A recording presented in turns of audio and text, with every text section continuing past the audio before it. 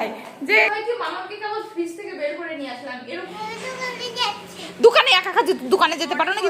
আরশি মামি ব্লগে তোমাদের সবাইকে স্বাগত। বন্ধুরা তোমরা কেমন আছো? আশা করছি ভালোই আছো আর আমরাও ভালো আছি। তো বন্ধুরা এখন বাজে সকাল 10টা আর এখন থেকে তোমাদের সাথে নিয়ে আমি আমার ব্লগটা স্টার্ট করছি। আর আশা করছি আজকের ব্লগটাও তোমাদের ভালো লাগবে। তো যাই হোক, এরকম স্নান টান করে রেডি হয়ে গেছি আর এখন যাবো পুজো দিতে। পুজো দিয়ে তারপরে যাব কিচেনে। তো যাই হোক, এই কী হয়েছে জানো তো, আজকে আমি মানে স্নান করতে গেছি, একবারে তো জামা কাপড় ধুয়ে স্নান করে আসি, আমাকে দোলনায় বসিয়ে টিভি চালিয়ে দিয়ে গেছিলাম বাথরুমে। তো হঠাৎ করে না, মানে জামা কাপড় ধুতে ধুতে হঠাৎ করে কারেন্টটা চলে গেছে। আমি তো ভয় পেয়ে গেছি, মানে সারা ঘর অন্ধকার হয়ে গেছে, হঠাৎ করে বাথরুম অন্ধকার হয়ে গেছে। আমি তো ভয় পেয়ে গেছি যে মাম্মাম হয়তো এবার কান্নাকাটি করবে, আমার আজকে স্নান করা হয়ে গেল, মানে এমনিই দেরি হয়ে গেছে, তারপরে আবার যদি মাম্মাম কান্নাকাটি করে আমাকে স্নান টান করতে না দেয়।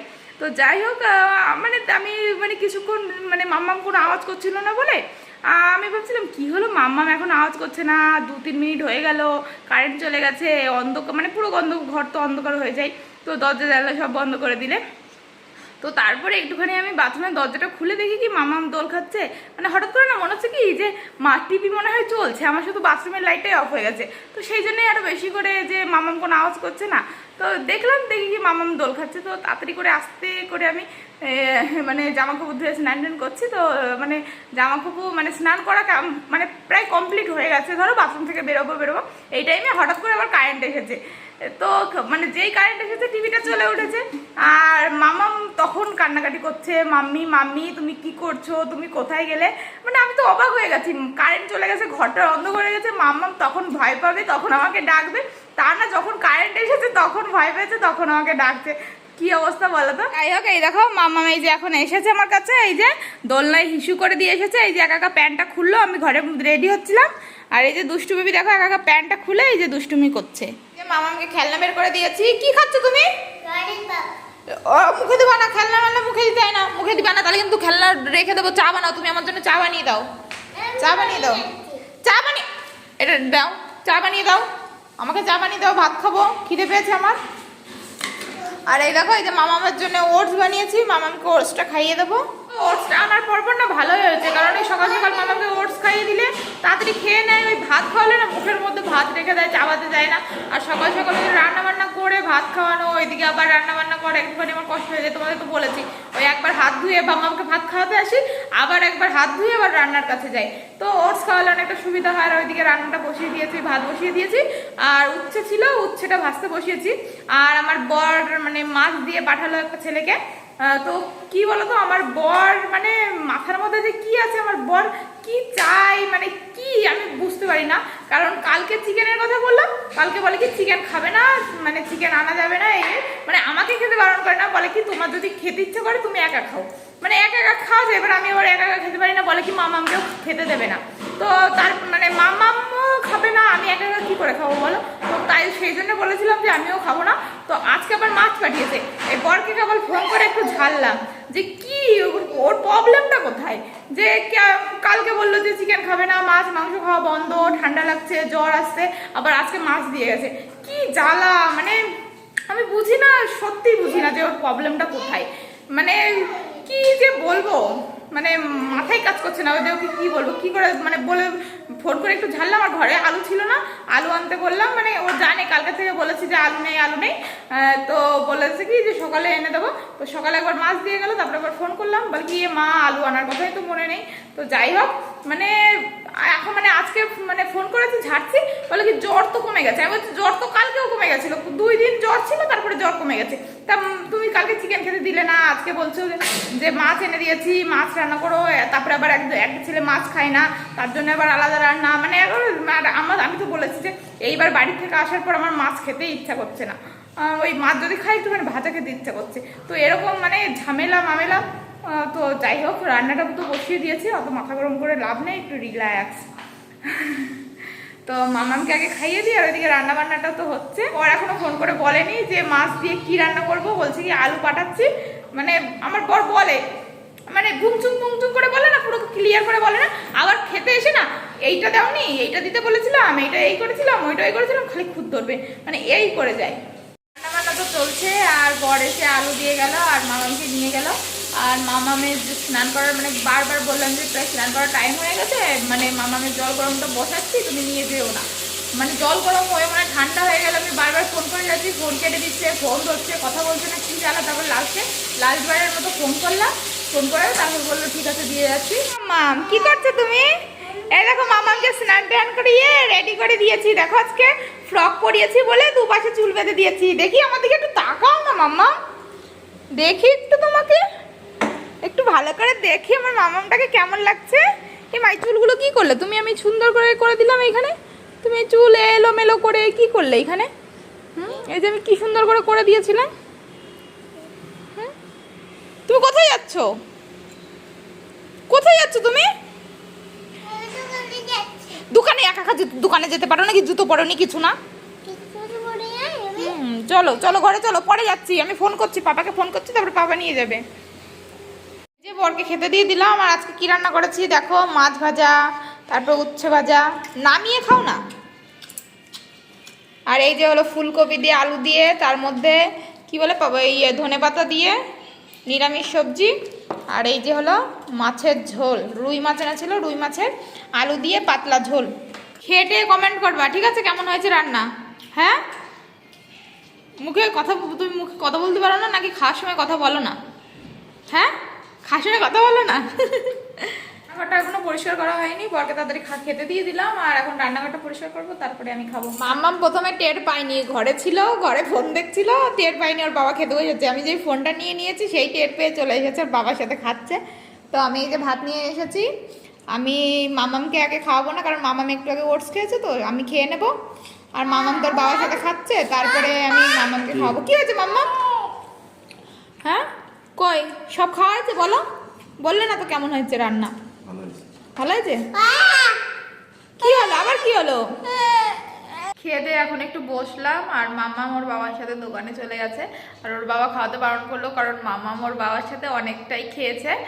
আর মানে খেয়ে দিয়ে থালা বাসন ধোয়া, তারপর মাম্মাম যে নিচে খেলনা টেলনা ছড়িয়েছিল, তো সব কিছু একটুখানি গোছাগুছি করলাম, তারপরে এই যে বসেছি। আর কি বলতো, আমাদের মাছ এখন আর কেন রান্না করতে ইচ্ছে করে না, কারণ এখন খেতে ভালো লাগে না তো সেরকম একটা। আর সেই জন্যে না মানে মানুষ যে জিনিসটাই মানে সেই জিনিসটার প্রতি তো মানে সেই জিনিসটার জন্যই তো কষ্ট করে, মানে যাকে ভালোবাসে বা যেটা খেতে ইচ্ছা করে। তো আমার এখন মাছটা অতটা ভালো লাগে না, তো এর জন্যই মানে মাছ রান্না করতে ভালো লাগে না। আর কি বলতো, মাছ রান্না করলে হয় সব দিক দিয়ে জ্বালা, সেই মানে একজন মাছ খায় না তার জন্য আলাদা, তারপরে আবার আমার বর মানে মাছ খেতে চায় না সেরকম একটা, তারপরে আবার মাছ রান্না করলে একদম পুরো লাল করে দিতে হবে, মানে আস্তে আস্তে জাল দিয়ে ভেজে, মানে ওই যে একটুখানি মানে মাছ যখন তরকারিতে দেবো বা ঝোলে দেবো তার মধ্যেও তো একটুখানি ফুটবে, তাও অতটা কড়া ভাজা করা লাগে না মানে মাছের ঝোল বা মাছের তরকারির মধ্যে রান্না করতে গেলে। কিন্তু আমার বর বলবে মানে একটুখানি উপর দিয়ে যদি লালচেটা কম হয়, একদম ভাজাই যেরকম লাল লাল হয়, মানে ভাজলে কড়া ভাজলে যেরকম লাল লাল হয়, ঝোলের মধ্যে দিলেই ওরকম লাল লাল করতে হবে।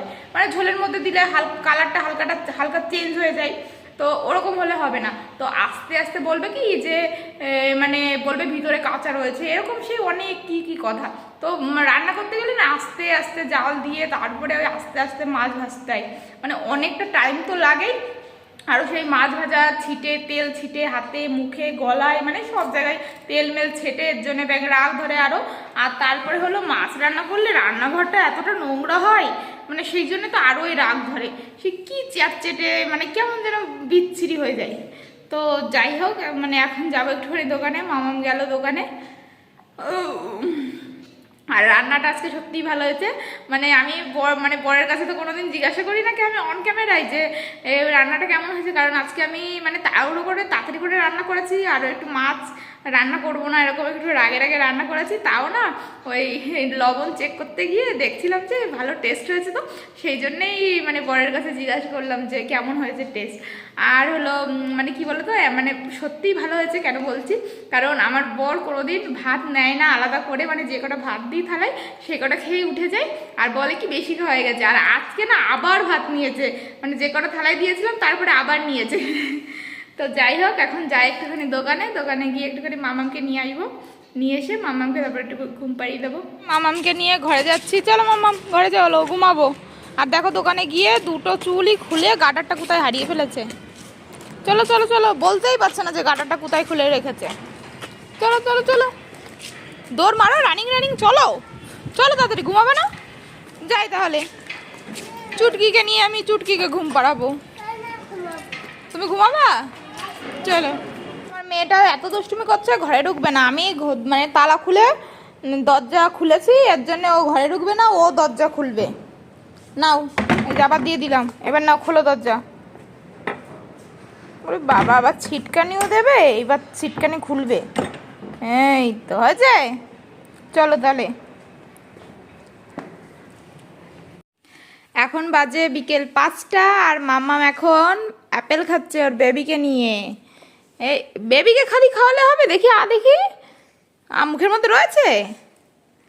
ঠিক আছে, তোমরা দুজনে মিলে আপেল খাচ্ছো, খাও। সন্ধ্যা টন্ধা দিয়ে মামাকে বই পড়াতে বসেছি। আর জানো তো, কালকে বললাম না একটুখানি ঠান্ডাটা কম পড়েছে, আর আজকে না কি যে ঠান্ডা পড়েছে, বাইরে যাওয়া যাচ্ছে না।